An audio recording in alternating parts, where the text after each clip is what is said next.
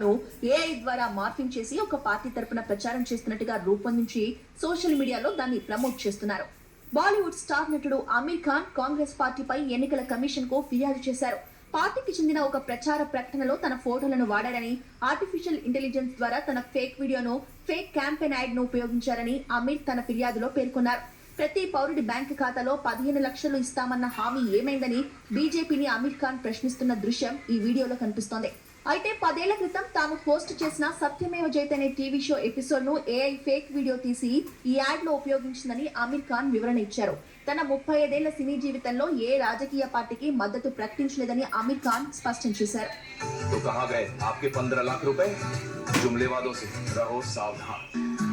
दोस्तों, अगर आप सोचते हैं कि भारत एक गरीब देश है, आपके पास ये रकम नहीं है, तो कहाँ गए आपके 1 करोड़ रुपए?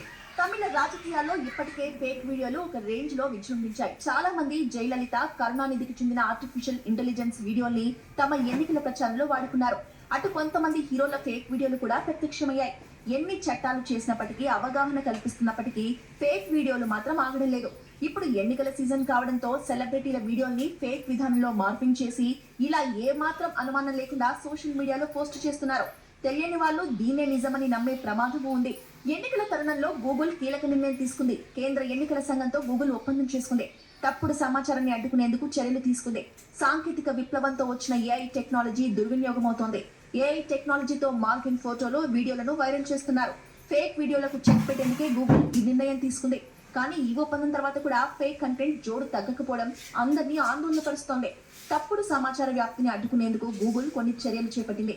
అధికృత సమాచారం మాత్రమే ప్రజల్లోకి వెళ్లేలా చూడటంతో పాటు ఏఐని వినియోగించి రూపొందించే వీడియోలకు లేబుల్ వేయాలని నిర్ణయించింది. ఈ విషయంపై గూగుల్ తన బ్లాగ్ లో పోస్ట్ చేస్తూ ఎన్నికల్లో పారదర్శకత కోసమే నిర్ణయం తీసుకున్నట్లుగా రాసుకొచ్చింది. మరి ఈ చర్యలు భవిష్యత్తులో అయినా ఫలితం ఇస్తాయో లేదో చూడాల్సింది. అబద్ధం చెప్పినా అతికినట్టు చెప్పాలంటారు. ఇక్కడ పార్టీలు మరో అడుగు ముందుకేశాయి. ఫేక్ వీడియోలు నిజమని భ్రమింపజేయడమే కాకుండా నిజమేనని నమ్మేలా చేస్తున్నాయి. ఓటర్లకు విషయాన్ని స్పష్టంగా చెప్తే ఎన్ని ఓట్లు పడతాయో ఏ పార్టీకి క్లారిటీ లేదు. అందుకే ఓటర్లను వీలైనంత గందరగోళపరచడానికి చూస్తున్నాయి. అప్పుడే తమకి అనుకూలంగా ఎక్కువ ఓటింగ్ జరిగేలా చూసుకోవడం తేలికవుతుందని భావిస్తున్నారు. ఈ వ్యూహంలో భాగంగానే ఫేక్ కంటెంట్ కు తెరలేపుతున్నాయి. ఇక్కడ అన్ని పార్టీలు ఆతాను ముక్కలే, ఎవరూ శుద్ధపూసలు కాదు. ఎన్నికలు వచ్చినప్పుడు గెలవడమే అన్ని పార్టీల అజెండా. అది ఎలా అనేది ఎవరు పెద్దగా పట్టించుకోవడం లేదు. ఎలా గెలిచామనేది కాదు, గెలిచామా లేదా అనేదే ముఖ్యం. అందుకే గెలుపు కోసం ఫేక్ కంటెంట్ సృష్టించడం తప్పు కాదనే భ్రాంతిలో బతికేస్తున్నారు.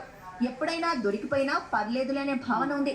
ఫేక్ కంటెంట్ తో వచ్చే లాభాలతో పోలిస్తే దొరికిపోయినప్పుడు కఠిన చర్యలకు గురి కావడం పెద్ద విషయం కాదులే అని అంచనాలు వేసుకుంటున్నాయి.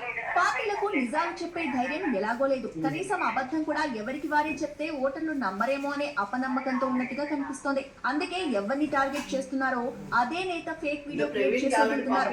ఇక్కడ లాజిక్లు, మ్యాజిక్లు గురించి ఎవరు ఆలోచించే పరిస్థితి లేదు.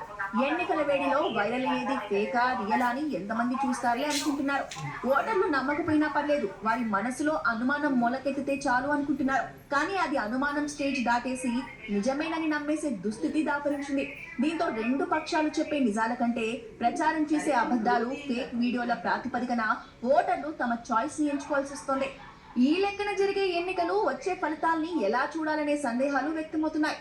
అబద్ధాల పునాదులపై గెలుపు భవనాలు కట్టుకుంటున్న పార్టీలు అవే అబద్ధాల పునాదులపై పాలన సాగించి చివరికి ఎన్నికలు రాగానే మరోసారి ఫేక్ కంటెంట్ ని నమ్ముకుంటాయనే చర్చ జరుగుతోంది. ఈ సైకిల్ మొత్తం ఫేక్ కంటెంట్ చుట్టూ తిరుగుతూ ప్రజాస్వామ్య ప్రక్రియని అపహాస్యం చేస్తోంది. ఇది వాటి స్టోరీ బోర్డ్.